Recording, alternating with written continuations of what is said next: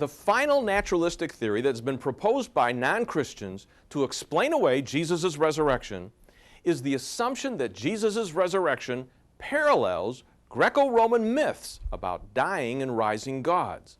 It's suggested that Christians just copied these ideas from the mystery religions.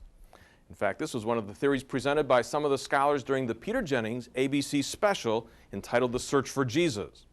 Well, Dr. William Lane Craig explains why the evidence completely refutes this theory.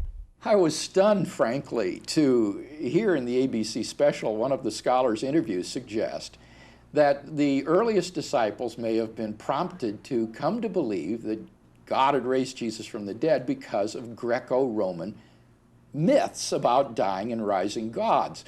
And the reason I was surprised, you see, is because this was a hypothesis that was bandied about in the so-called history of religions school of thought back at the close of the 19th century and the early part of the 20th century.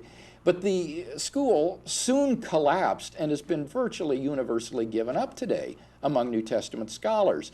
So that the idea that the disciples came to believe in the resurrection of Jesus on the basis of Greco-Roman myths is simply obsolete. Generally, New Testament scholars today recognize that the proper framework for understanding Jesus of Nazareth is not Greco-Roman mythology, but rather it is first century Palestinian Judaism. And it is against the background of Judaism that the prophet from Nazareth is properly to be understood. And the whole movement of the Jewish reclamation of Jesus, of understanding the Jewishness of Jesus, is testimony to this fact. Now, why did that history of religion school collapse? Well, primarily two reasons. Number one, the parallels were spurious.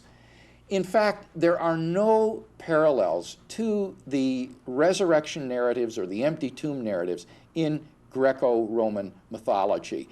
These dying and rising gods did not concern historical figures at all. They were merely mythological symbols of the crop cycle. The crops dry up and die in the hot, arid Mideastern summer, and then they come back to life when the winter and spring rains come.